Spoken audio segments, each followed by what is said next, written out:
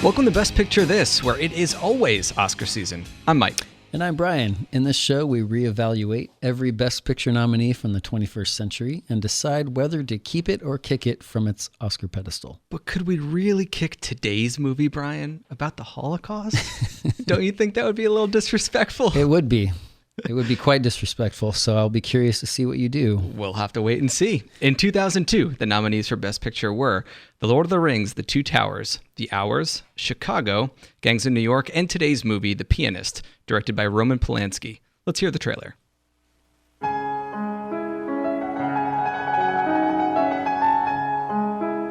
This is the greatest pianist in Poland, maybe the whole world. No one plays Chopin like you. I hope that's a compliment.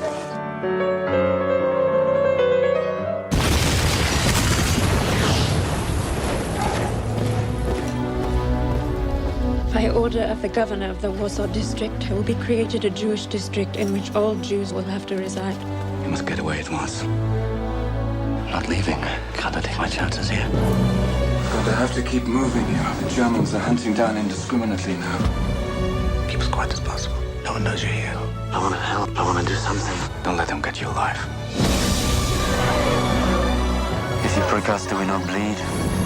If you tickle us, do we not laugh? If you poison us, do we not die? And if you wrong us, shall we not revenge?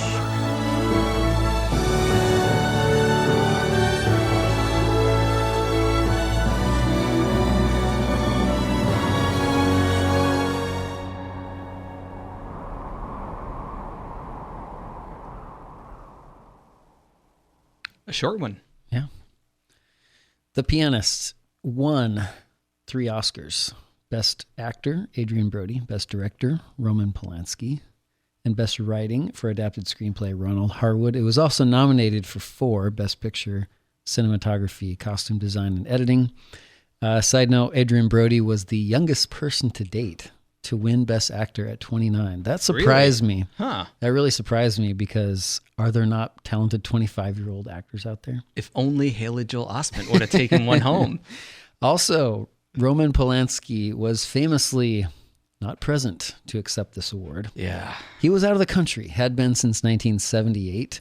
So Harrison Ford, who presented it, accepted it on his behalf. So we have to at least mention Roman Polanski. We do. His horrible history. Mm-hmm. So he served 42 days in prison for sex with a 13-year-old in 1977. He was going to get off with a plea bargain and some psychiatric treatment. But then he heard that the judge had threatened to put him in jail for 50 years. So even though that wouldn't have been legal for the judge to do, Polanski got scared. He didn't trust the judge, so he left the country. And as from what I can understand, he has not been back since. The victim, the 13-year-old at the time, sued him 11 years later.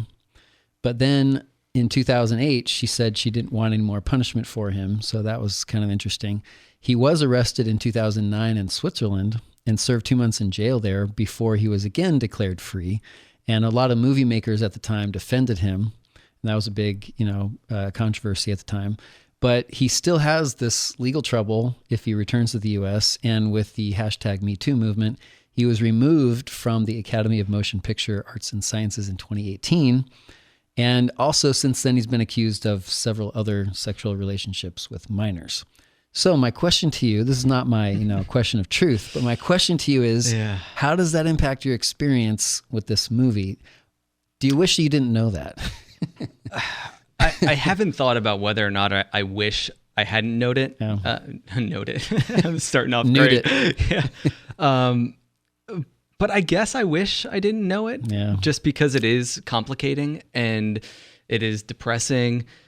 But I just tried to completely separate it from the art itself, because it's otherwise what are we doing? We're striking history from the books, and that doesn't seem like a good path to take. It's something we've talked about more than once because it seems that movie makers have gotten into some trouble over the years. Yeah. But it's true of art and politicians and rulers and kings and, going back throughout history, we know we're dealing with flawed people. This seems particularly egregious, when you're talking about it. And you don't want to say, if you say Another way to ask the question is, if you say this is a great movie, does that condone what he did? No. And you have to say no. Not at all. You can't say that it's condoning. So we just have to do our best in our minds to separate it and evaluate the art for what it is. Yeah. Even though there has to be sort of an asterisk, unfortunately. In a way. To me, the more interesting question is, if this movie was made today, how would it be received? And I feel like it would be received very, very differently. Roman Polanski would never win Best Picture with that as a cloud over him it just wouldn't happen. No, I mean that seems like a fairy tale living in 2021. That would happen. Which I would have to say, I think that's probably a good thing. Even though it comes back to the same question, should you separate it out or not? In this instance, I feel like I agree with you. I'm sort of on the other side of this conversation, but I feel like I can appreciate the art separate from the artist. But do I need to celebrate him publicly at a ceremony?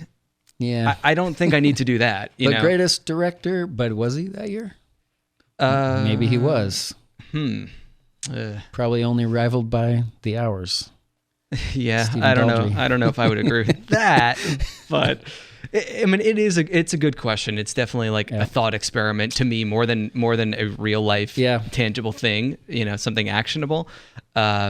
But we have to bring it up. We have to talk about it at least to sort of say, now we can dismiss it and talk about the art. People will boycott Best Picture This. We don't want that to happen. Cancel. Coming up in Best Picture This, we'll give our Farley Awards for the most awesome moment of the movie, which, by the way, the Chris Farley sketch on SNL, from which this comes, was brought up to me by a guy in an interview that I was doing.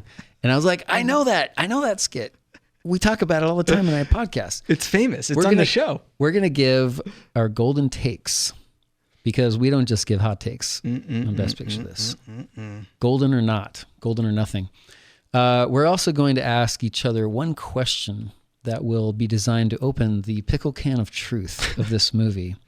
Again, hard to make a good joke about Holocaust. Yeah, I think you picked a good one, though, because I never would have guessed that we were going to be having the pickle can there. We will also imagine what might have been. Maybe there's other actors. Maybe those actors could have been in different movies. That's always fun to talk about. We're going to talk trivia, and then the big reveal.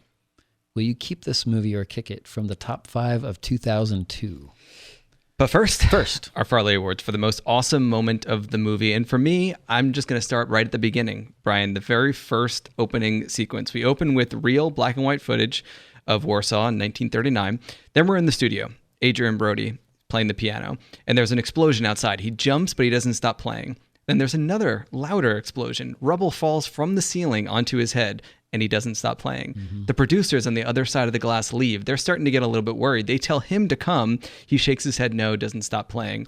Not until an explosion blows the wall clear open, which is what a crazy way to open this movie, where it's like you can kind of hear the explosions getting faster, but then to get that sort of clearly practical effect right out of the gate coming at the camera was just a crazy thing to see. But it is a brilliant opening. It's so totally good. Brilliant. And during all of that, I love that he's not freaking out. He's even of sound mind enough when he leaves the theater to fall for a woman that he meets, that he kind of bumps into while he's leaving. And I think to me that was the takeaway, is watching this time, because I had seen this before, it really struck me how not only him, but his entire family are completely unpanicked about this. They sort of talk about it in terms of newspaper headlines. The father gets the newspaper, he reads it aloud to the family, and then they all sort of react to one by one these civil liberties being taken away. And the way that they discuss it is just so matter-of-factly. Should I take these family pictures with me when I flee my home? Where should we hide the money so that we can make sure that the Nazis don't steal it?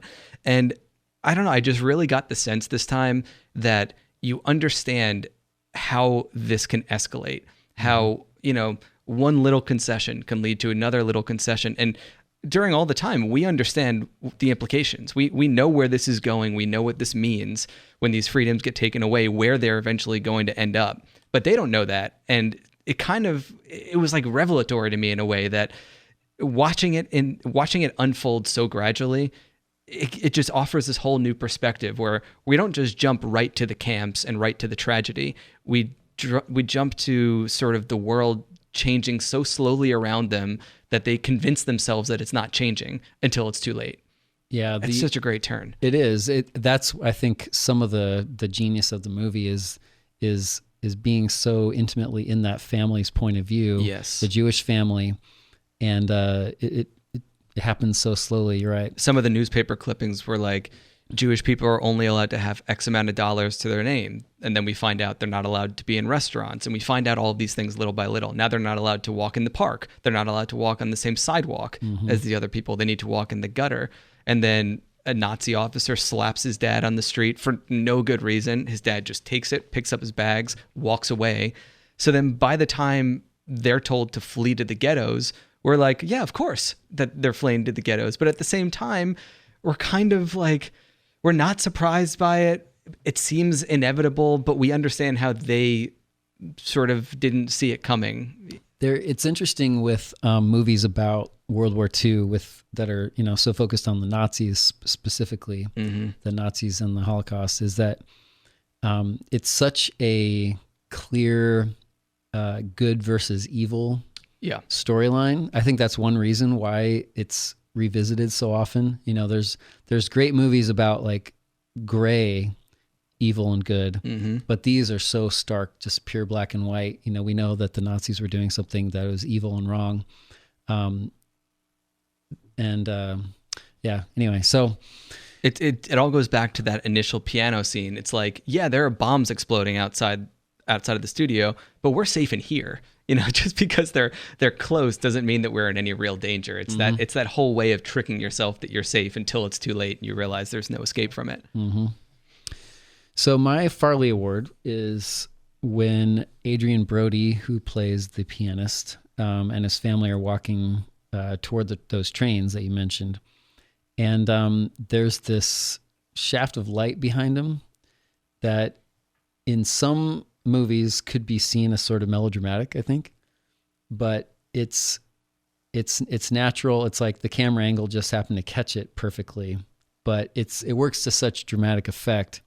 It's this shaft of light behind him as he's walking with his sister, and he says, "I wish I knew you better." Like, this is a strange time to say this, but I wish I knew you better. And that really struck me because I felt that way about people in my own family over, my own sisters, my own children sometimes even. Like, I wish I knew you as knew your personality better, even though I'm around them a lot. That's what I think what he's experiencing. Yeah. He lives in the same house, but he doesn't feel like he knows her that well. You take her for granted the same way that they take their freedom for granted. Exactly. And now in the time when there's this impending tragedy, time is running out on the time when you could, make extra effort to have a really good, meaningful conversation with her. It's pretty much time is over. But so I thought that was very relatable, and it was extremely poignant in that moment. I also love one of my favorite moments of the whole movie is the piano in the closing credits.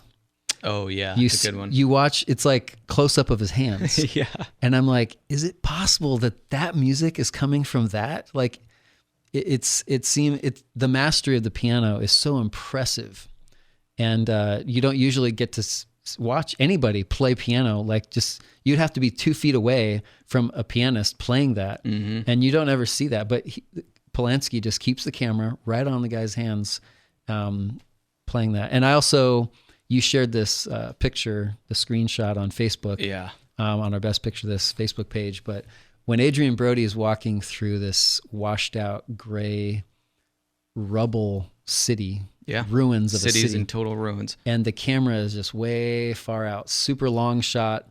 He's tiny on the screen and just starting to walk through the city.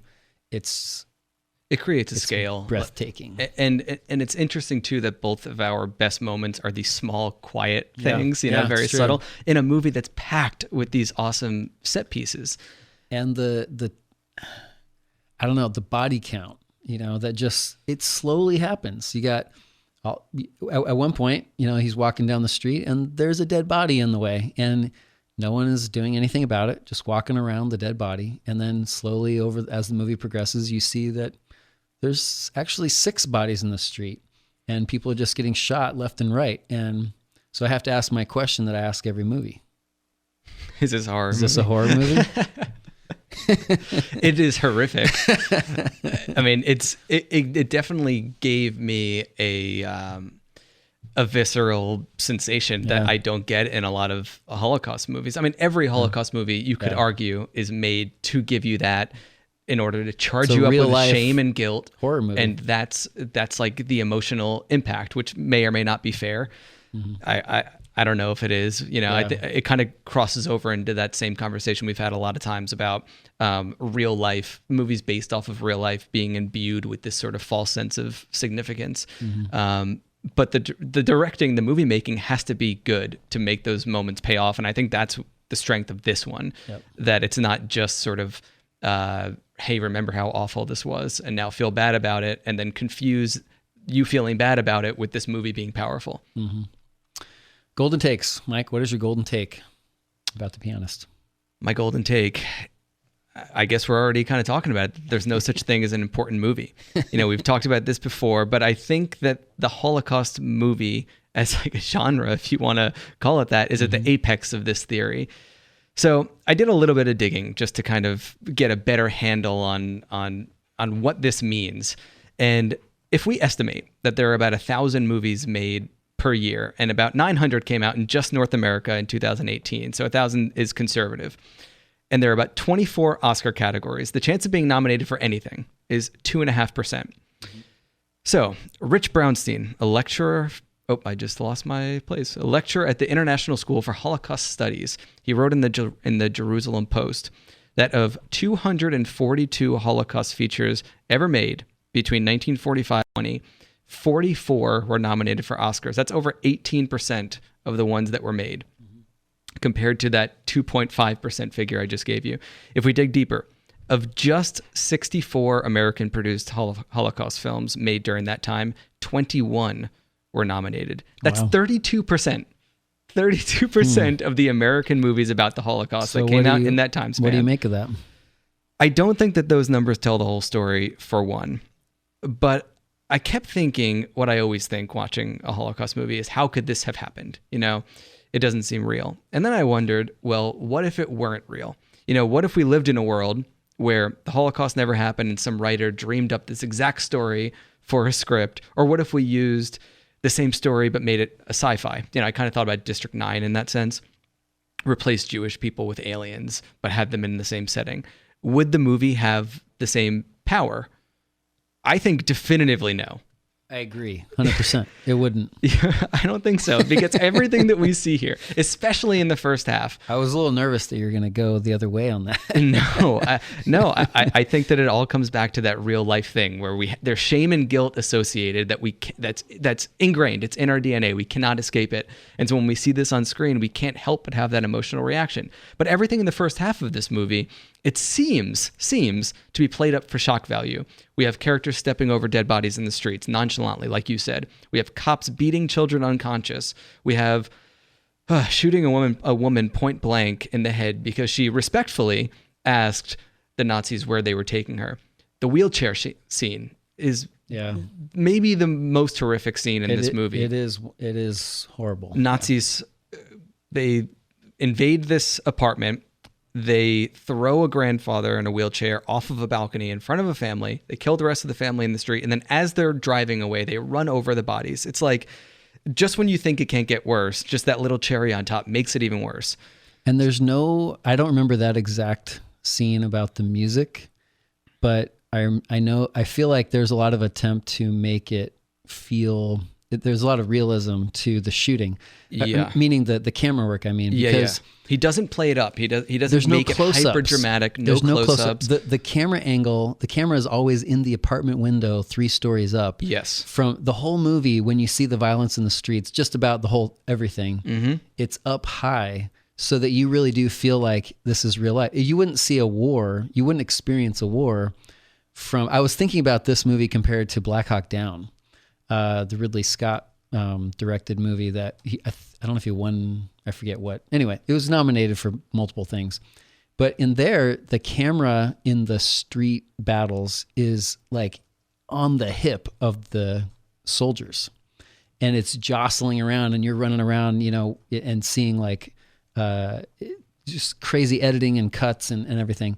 In this movie, it's like a stationary camera 3 stories up looking down on it. Yep. It's a really fascinating contrast. They're both powerful in different ways, but this is like it feels in a way more real than being down on the street. Oh yeah, it's completely a matter of fact, which makes it scarier because it almost makes it feel like a documentary. But also, if you think about that scene, we're Adrien Brody's perspective. We're looking through the window, and that mirrors another scene where he's looking through a window, watching this kind of mini resistance happening. So he's hiding in this apartment. No one really knows he's there.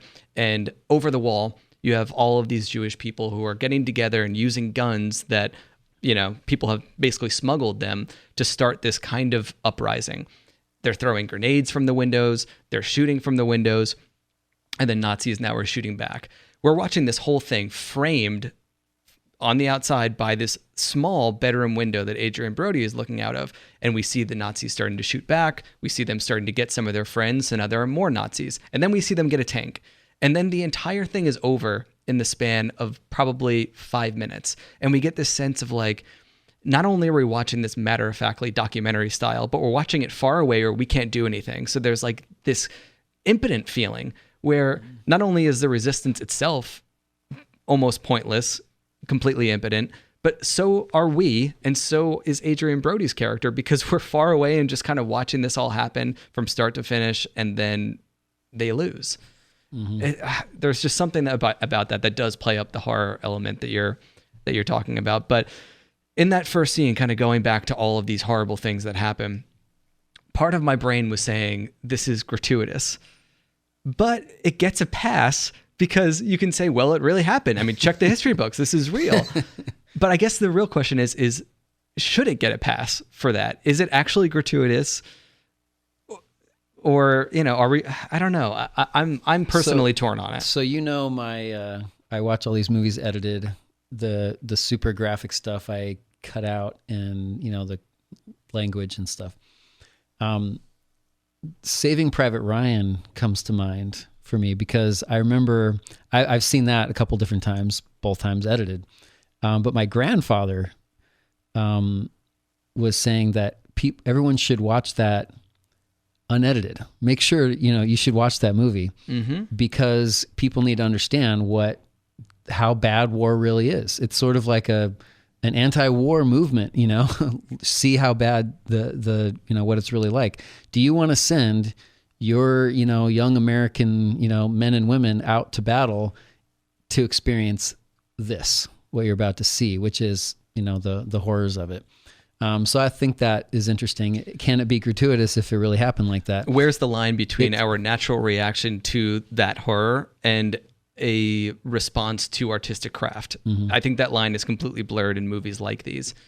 Yeah. And I guess let me just get into my question, because you brought up the edited thing. I was going to ask about that, and then we'll get to your golden take afterwards, just so we don't jump around like crazy here. Yeah. So there's a key scene here. I'm going to talk about another terrible thing that happens in this movie full of terrible things. Yeah. Where a Nazi lines up a group of Jewish people. He picks about 10 from the line, pulls them forward. Then, seemingly without feeling, robotically, he takes a gun from his holster and he shoots each one in the head. Shot, takes a step, shot, takes a step, gets down to the very last person, pulls the trigger, but his clip is empty. Meanwhile, he laid everyone on the ground for this, so he's just taking a step and shooting down toward the pavement.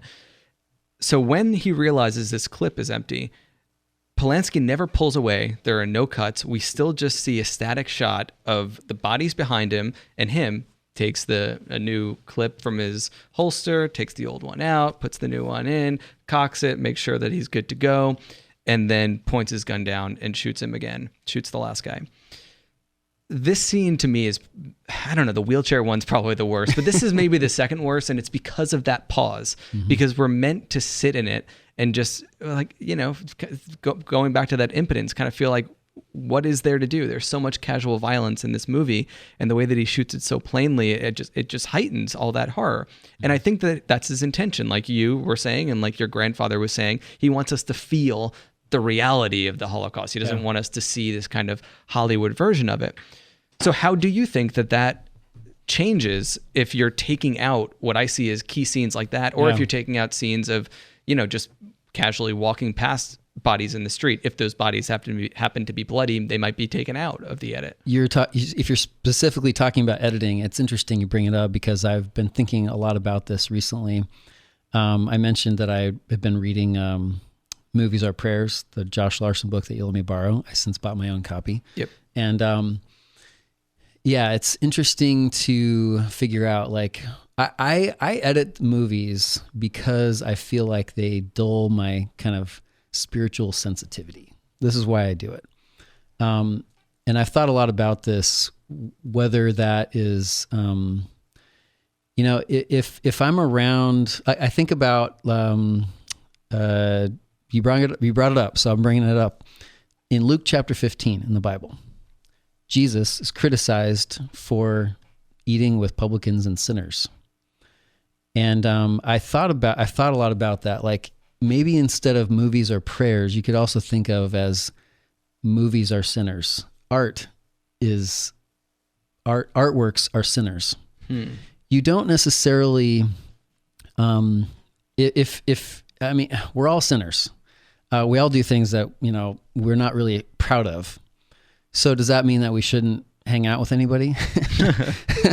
Because the only true way to, toward purity, right, is just sitting alone in a room and not reading any books and not thinking, not doing anything. Yeah. But Jesus ate with sinners. He was criticized for eating with sinners, and his response was to tell these parables and tell stories, which I thought was really interesting. That's his reaction to why you're eating with sinners. At the same time, I would think that I don't think that Jesus probably he didn't condone their sinning. And if they were saying a lot of bad words around him, in 33 AD, he might tell them to politely stop, depending on, you know what I mean? You know what I mean? So I think that it's okay. Like, I've had plenty of friends. You don't say bad words around me. Yeah, I know my audience. Well, that's the thing. Yeah. Like, I think that I don't think there's anything wrong with kind of wanting to have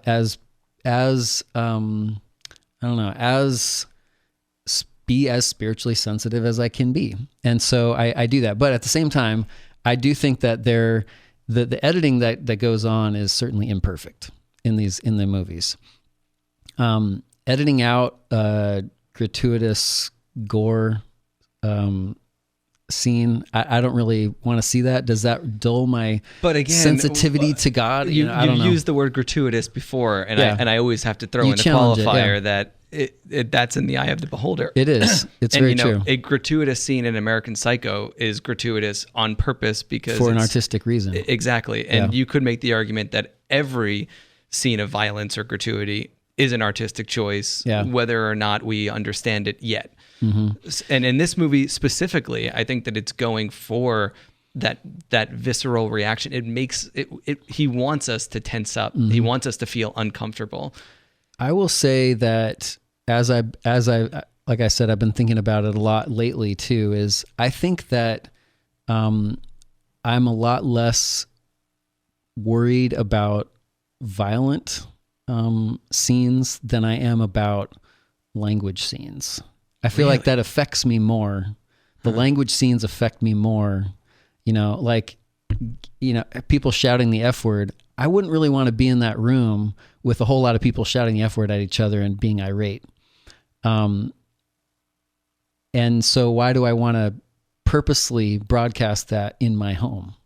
That's one thing that goes through my mind with the language, with the violence, and especially knowing that this is what really happened, and sometimes learning from that. I don't know. I could see the case either way. I don't know, but a lot of the scenes in The Pianist, I don't think that there was a lot of violence that was cut. Actually, I mean, you don't think so? The dropping out of the because you can control it. Yeah. To some extent. How about that scene that I sort of started this? I'm pretty sure I saw the whole thing of that. The scene of the guy falling out of the window in the wheelchair, and you see him land. I saw the whole thing in the edited version. I saw and him I don't remember them lining him up on the ground. Yeah, I saw that too. I don't know. I mean, I guess who knew we were going to go Yeah, down I a religious path and then really get into this other thing. But Right. It is interesting, to understand why people do what they do and think the way that they think. And Is this movie not about religion to some extent? I mean, I don't know. I don't know if it is. I would think of it more as sort of a survival movie, a perseverance story. And no matter if you did strip those things away, and let's just say for argument's sake that in the edit that you watched, those scenes were gone, mm-hmm. I'm sure that the movie would still impact you because it is about the Holocaust and that's loaded in a way that we can't escape. But there does reach a line, I guess, where you have to wonder, like, are we over sanitizing something to where we're missing the point? Yeah. At what point does the movie not become worth watching anymore? Or at what point are we watching a different movie than the director intended when we start editing things out, and what can be cut, if anything? It certainly is different from what they intended. There's no doubt about that. Well, yeah, of course. I've also thought a lot about this recently with, I forget which movie we're doing soon it might have been The Fly. Yeah. So this will come up again in the Fly episode if you're all paying attention to that. But a lot of movies, maybe not this one, maybe not a lot of the sort of artsy movies, and I don't say that pejoratively because I love art movies, but there are so many movies that I've been reading about where they take it to the test audience, they screen it, and then they change it because the audiences didn't like it. You're saying with artsy movies they're doing that? Not with artsy movies. Oh, yeah. Well, you're talking about mainstream. I'm talking about like The Fly. That also happened with another non-artsy movie that we're going to watch soon, Sonic the Hedgehog. So you think that they changed it, or you think that they toned it down to avoid an NC-17? Well, that happens a lot too. Yeah. Martin Scorsese did that with Taxi Driver. Yeah. There's a lot I've read about. I mean, the directors are paying attention to the commercial viability based on the rating. Gosford Park, Robert Altman added F words into the movie so that it would not be PG-13. Now, does that sound like an artistic choice for the effect? Or well, there's no getting around the fact that we're talking. There's problems here. We're talking about movies which are, in an ideal world, 80% art and 20% product, but really they're probably more like 60-40, if not a lot less in some cases. There are millions and millions of dollars at stake. You can't totally blame them for that. I mean, how many commercial compromises do we make on this very show just to make our millions? Oh, it's constant. But there's so much on the line, But yeah, I mean, there's no getting away from the fact that certain decisions are made because they're considering an audience and they are selling something. But I don't know. I think a movie like The Fly was never, ever going to be anything but an R. But you know that if you do cross that into that NC-17, it is very bad because you're seeing fewer people. You're not getting shown in the same movie theaters. So in that case, I don't really mind so much if you have to take a few scenes of gore out just to satisfy some suit who says it's too much. A few scenes of gore, I mean, keep it all in as far as I'm concerned. It is interesting to talk about. I think that I'm not the only person who kind of wrestles with, like, is this experience one that is gonna what am I gonna get out of this movie experience? But you don't know that until you have experienced it. That's the thing. So you use, the rating system exists because I think that there's a consumer demand for it. Because we want to know, should I bring my child to see Indiana Jones and the Temple of Doom? That's how PG-13 came about. Yeah. Because it was PG or R. Yeah. Like, do we really want it to be rated R? Or is this, sort of gory and gross out, more like PG-13, or, and there's plenty of movies that are PG that would never have been PG now back in the day. There is a popular YouTube video. It's sort of a mashup. I wish I could remember the name of it off the top of my head. That shows just a bunch of clips from movies that were rated PG from that time period, and just the craziness that goes nudity. on. There's nudity in PG movies back in the day. But I grew up on that, so like that was right in my wheelhouse where I was watching these types of movies, and right afterward, getting the tapes from Blockbuster, popping them in, and not knowing what I was going to get until it's too late, and now you're scarred for life. There's parents. That's interesting. You use that phrase, "scarred for life." Well, I use it. It's jokingly, hyperbole. But it's sort of like there's such a double standard about language in our society, because every adult knows that if a kid comes in, you don't say the F word around the kid. Why? Because you don't want the kid to grow up and say the F word like we are? Or why is that? I think because you don't want the kid to go into school and say the F word. Why does it matter? Because society says it does. I don't think that it does matter. They're sounds that come out of our mouth. No, with your daughter. No. Okay. I wouldn't be cool because society has rules. Why not in and your house, I need then? to conform in a certain way in order to live in society as a normal functioning adult. What about in your house then? But you can't do anything in your house without your kid bringing it out of the house. That's why I don't even tell her if my wife's going away on vacation until a couple of days before, or else it's going to cause chaos. You have to know. I think that I do put a lot of thought into what am I getting out of this experience with the movie. And I want it to be something. I do think that there are some things that you can watch and see that do more harm than good. I would argue that nothing I have ever seen has done harm. Nothing you've ever seen in your life. When I was a little kid, I'm sure that there are certain movies I saw that made me feel a way that I didn't understand, and that was uncomfortable to grapple with. Mm-hmm. But at some point, I learned to grapple with it, and I think that that's the important part, is kind of learning to not only figure yourself out, but figure out your reactions, figure out where that thing that you saw fits in the world and fits within a context of a bunch of other things that you're seeing that are a little bit different, a little bit the same. I mean, that's what makes it all interesting. And you find out more about yourself every time that you see an interesting thing that you weren't expecting or that you haven't seen before. That is very true. And I find that I have a much higher tolerance for being disturbed by a movie than my wife does or my parents do. I kind of, almost like feeling like disturbed, like disrupted in a way, because it does help me to it makes me think of things a little differently, and it makes me, but I feel that there are times when it can do some harm. And just to bring up American Psycho one more time, is I think one of the most interesting things about this whole discussion is the fact that filmmakers understand the way, the good filmmakers understand the way that we watch movies. And the good filmmakers will use the reactions that we know that we have to certain acts of violence or abuse against us. We're now all of a sudden our defenses are lowered or they're put up, and then we respond to the next thing that we see in a different way. So it's almost like a work of music where they're like, make them feel this so that later on they'll feel that this other thing. And that's what kind of makes it exciting. I appreciate and give total credit to the directors that we've been discussing for the past, dozens of episodes. Mm-hmm. And I think that these are the great artists of our time. Yeah. However, I don't think that they are all to be trusted as the brokers of morality. But again, that's assigning morality to pictures. Right. Of fake pictures. I think that I think we can't avoid that.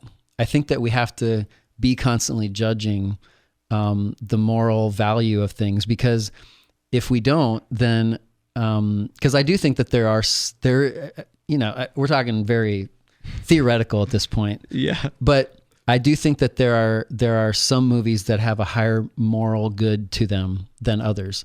And that doesn't mean that they're all clean and good. Like, I think that there's a lot of moral good and lessons to be learned. And from No Country for Old Men, it's one of my favorite movies. Mm-hmm.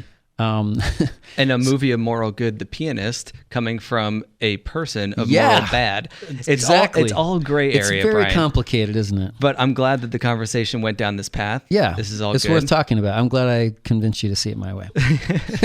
Your golden take. My golden take is in a Holocaust movie, similar to what you've talked about. It does matter quite a bit that the characters are based on real life people. It seems exploitative or unholy cheapening of their tragedy to write fictional accounts of it. That said, I was trying to rack my brain for a counterexample, of a purely fictional Holocaust movie. And I don't... Inglourious Bastards. Jojo Rabbit, is that purely fictional? I don't know.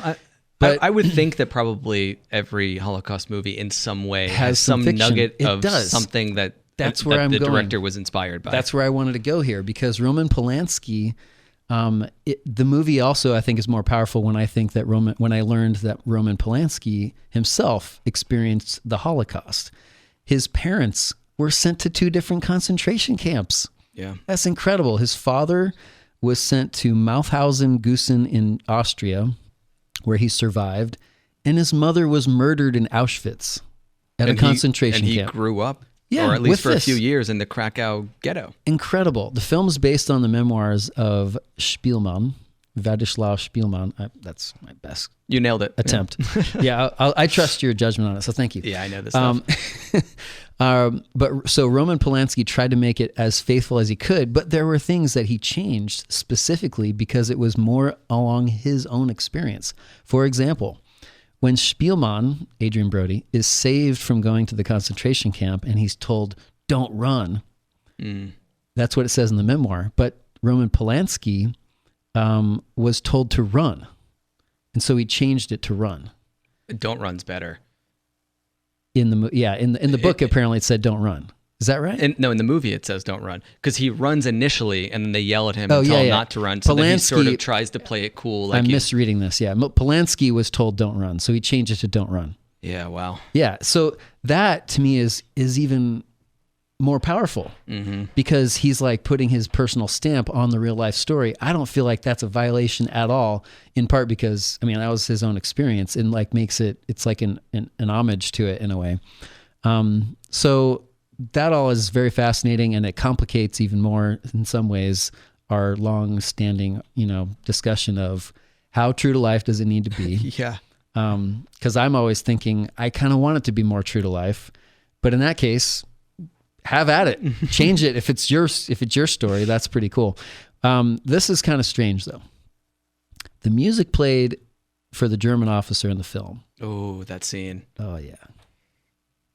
This it's such a good scene. You're talking about at the end, right? Yes. He plays Chopin's Ballad No. 1 in G minor.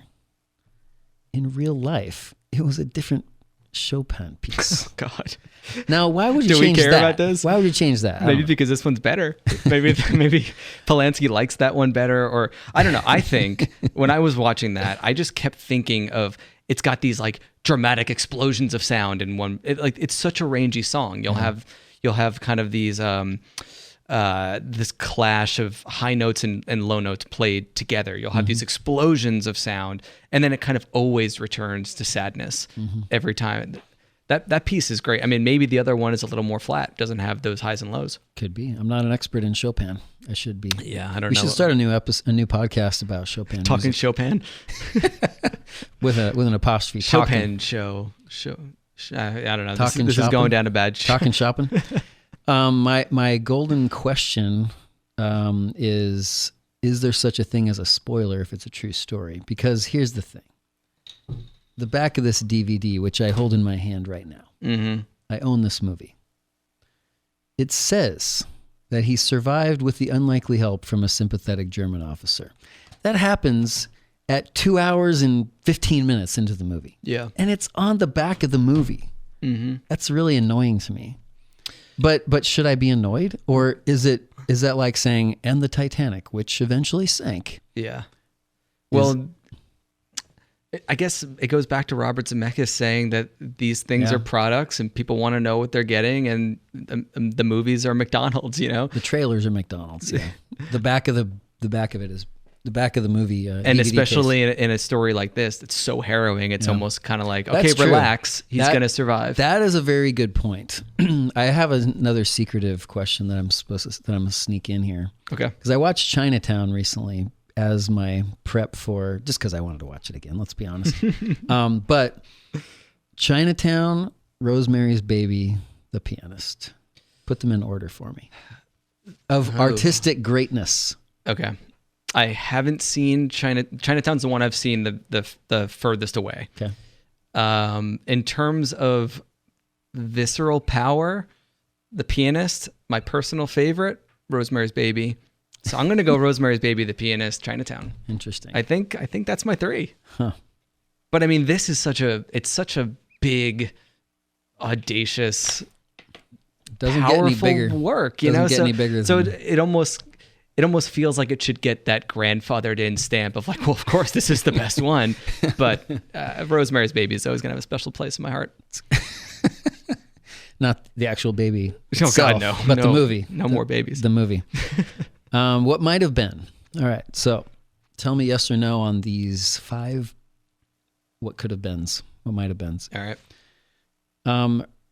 Spielberg wanted Polanski to direct Schindler's List in 93. He thought it was too harrowing at the time. Apparently needed another 9 years to wait for The Pianist. It's been a while since I've seen Schindler's List, so I'm glad I'm not the one who has to answer this question. Yeah, I guess, but then he probably wouldn't have made this. He probably wouldn't have. And then we get both, and they're both, both great in their own way. We haven't really talked about Schindler's List on this. Maybe that'll be a Best Picture podcast. throwback episode. It could be. Number 2, Roman Polanski originally wanted Joseph Fiennes for the lead role. Joseph Fiennes. Not Ralph. Not Ralph. Okay. Joseph was just recently in Shakespeare in Love. So I was actually trying to picture him, and I had to go look him up and make sure I knew who he was, because I was thinking of Ralph Ray Fiennes, but Joseph Fiennes. What do you think? I don't know enough of I Joseph haven't watched him Fiennes' filmography to really weigh in on this one. The look, he had to work in theater at the time. Apparently it was a real possibility. I think it could work out. Adrien Brody was considered for the role of the Joker in The Dark Knight, 2008.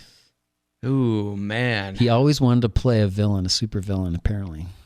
I mean, I could see him as the Scarecrow instead of Cillian Murphy. I could see that. Because he's skinny? No, but I could see him sort of playing that line of like a little creepy, but sort of also like this, very smart mad scientist doctor guy. It's like trying to think of somebody else playing, Indiana Jones. There are just certain performances, and Heath Ledger's Joker is one of them, where it's like, that's it. That's all we get. Him, Jack Nicholson in The Shining, that's it. Yep. You can't just go and Joaquin Phoenix as Joker. All right, interesting. 4, the last one. Adrien Brody was also considered for the role of Spock in Star Trek 2009. Think he could be Spock? Yeah, I think so. I could see Spock. One more thing about Schindler's List before we move on. Yeah. One of my favorite little pieces of movie factoid trivia, whatever you want to call them, is that Spielberg released Schindler's List the same year as Jurassic Park. Isn't that the craziest twofer? They have different years attached to them, I thought. I think they're both 93. Huh. I love Jurassic Park. So people don't flock to the theater for movies about genocide. Nope. Schindler's List is the highest grossing Holocaust film in history. It made $325 million. As of this year, it ranked 441 all time on the box office list. And that's the highest grossing movie sort of in this genre. 441. But they do well in the Oscars, though. Yeah, they do well in the Oscars. A little extra on that box office idea. 262 Holocaust movies have been made since 1945, and now I'm seeing, I think that number varies from the number I gave you earlier, but we're only about 10 or 20 off. Avengers Endgame has grossed more than all of them combined. I don't know how that could be true. When I read that, I was doing like some math to try to figure it out. Like, well, what did Endgame get? Like $2 billion? Like 3. Yeah, I think almost $3 billion. It's a lot of money. It's just an insane amount of money. So I don't know if that's totally true, but it's from that same Jerusalem Post article, and a Holocaust scholar, a Holocaust pop culture scholar wrote it. So aren't all the Avengers movies World War II movies? Because nope, Winter Soldier, nope, all that stuff. Anyway, nope. Trivia. 6 bits of trivia. During the shooting of the movie, while scouting locations in Krakow, Roman Polanski met a man who had helped his own family survive the war. What? Yeah. That's it. We got to stop the show right there. I think so. That's just insane. Number 2. How many years later must that I don't have know. been? Must have been 60 years later, 60 something years. like that. The film was in pre-production when the real Spielman died. You never got to see it. Never saw it. Would you want to see it though, you think? I don't know. Probably. Number 3, to prepare for his title role in The Pianist, Adrien Brody learned to play Chopin, and he shed 30 pounds off his already thin frame, because we have to talk about body transformation. You always do. You always bring it up. Every trivia has to be. So he lost 30 pounds. He also cut himself off from his real life by giving up TV, giving up his car, giving up his apartment, because he felt responsible to those Polish Jews who had suffered greatly and wanted to connect to them with their hurt and despair. A little method there. Yeah. The piano thing I always thought was interesting. The first time I saw this movie, I noticed that too, because even in the opening scene when we see him playing piano, it's not him playing. No. Because he holds that shot from the hands all the way up the arms to the body. He must have learned enough to get away with it. That's how all of them are. I mean, he's certainly... We'll see just it's enough. It's not him at the end with the end credits. Oh, no. Where that's like somebody legit. That's a real Juilliard trained pianist. In 2004, this is trivia number 4. In 2004, Esquire magazine named Adrien Brody the best dressed man in America. Oh God, who cares? Next. What? That's the worst. Number 5. Adrien Brody was friends with the late Tupac Shakur and is a big hip hop fan. I like that. That's a good one. Tupac and Adrien, you know? It seems like a weird pair, but hey, that's what makes it fun. Number 6. This is the pairing. You know, you said Jurassic Park and Schindler's List in one movie or 1 year. How about Adrien Brody losing 30 pounds for The Pianist and gaining 25 pounds of muscle to play Royce in Predators 2010? I haven't seen it. I haven't either. Is that one that you've seen? No, but 25 pounds of muscle, I mean, that's pretty cool. I guess so. I don't know. Maybe I'm just not so impressed with these body transformations because we are talking about people who are getting paid millions of dollars to do a job. So if someone was going to pay me 10, 20, I would $1 million. For $1 million, how many pounds of muscle would you put on? However much I need 50 pounds. Brian. I want you to put on 50 pounds of muscle. I'll pay you $1 million. I have no perspective. I have no context of how much muscle that is. So I'm going to say, sure, I'll do it. But think about it. If the movie is not filming for another 6 months and you're getting paid millions of dollars and you have a trainer and you have a nutritionist, how hard is it? Because you have to eat a can of tuna every 2 hours. Yeah. And nothing else. And lift weights the other 10 hours of the day. That is not fun, and that's still impressive. I don't care how much money you get. It's not fun, but it's also your job, and it's your craft. It's your passion. You're doing this, in theory anyway, for Adrien, a higher purpose. Your Predators is getting so close, but you smell so much like tuna. Yeah, Predators is a higher purpose. I don't know, but the millions of dollars speak volumes, I think. All right, the big reveal. Keep it or kick it? I'm going to keep it. I'm not going to dance around it. The set pieces are crazy, but mostly I love kind of the nonchalance with which Polanski shoots this violence. I mean, I think that it heightens the horror of it in such a way that it made me feel horrible the whole movie long, but not in a way that felt cheap. I really felt like those moments were earned. And, I think about that bedroom window resistance scene, and I was thinking during that scene about the implications of that that window frame, and what we're supposed to get from this small view on this very big thing that's happening, and what that says about the perspective of people in the building on the other side of the road, and what that says about the perspective of Adrien Brody watching this from a block away. And stuff like that, I think, kind of proves that there's more going on here than like emotional. I don't know, warfare in a way by the director, just kind of pulling strings that he knows he's going to get reactions from. Mm-hmm. Yeah, this is a clear keep for me. I think this is really a masterpiece. It's definitely a candidate for the best movie of the year for me. The acting is phenomenal. The music is just perfect. Yeah, great music. It's perfect when there's no music, and it's perfect when it's just a piano, and it's perfect when there's soundtrack. The camera work is interesting. So the artistry of making the craft of it is great. The writing, like the line I just mentioned earlier, I think is great. The weightiness of the subject, it's nearly flawless. This movie, it's quite remarkable. It's also inspiring. I mean, I like as we've talked, I like a movie that does kind of uplift you in the end, and it does do that, which is another point in its favor for me. So both keep. Two keeps. Two keeps. The next episode is about Gangs of New York, directed by Martin Scorsese, the great, starring Daniel Day-Lewis, Leonardo DiCaprio, Cameron Diaz, Liam Neeson, John C. Reilly. Unfortunately, I'm going to sit this one out for all the reasons that we've talked about before. Due to legal, no filters available anywhere for this movie. So I guess I'm going to skip the piles of F words. If there were filters, Scorsese would probably see the new version and say, that's not cinema. He would. He would be very mad at me for even considering editing a movie, but Marvel and edited movies, not cinema to Martin Scorsese. We want to hear from you. Send in your favorite Martin Scorsese movie. There are so many good ones to choose from, and we'll read your answers on the show.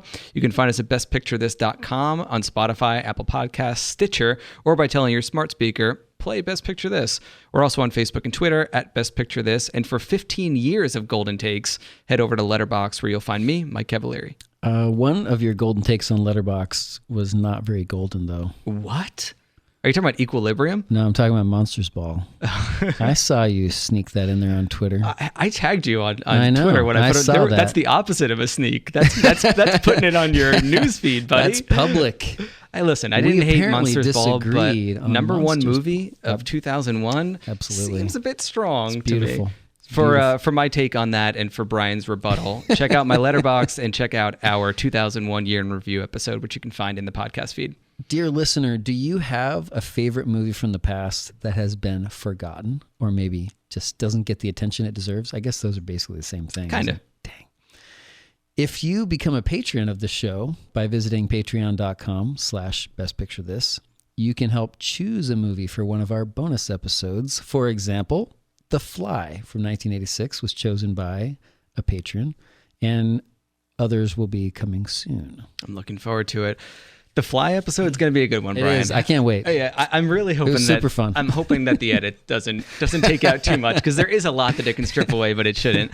Thanks to WNCF there's some gooiness. And Mark Gilliland for producing. And please remember to rate, review, and subscribe to the show on Apple Podcasts, Spotify, or wherever else you get your podcasts. Until next time, remember, the best way to gain 25 pounds of muscle, like Adrien Brody did, is to listen to Best Picture This while you work out. And get paid millions for it.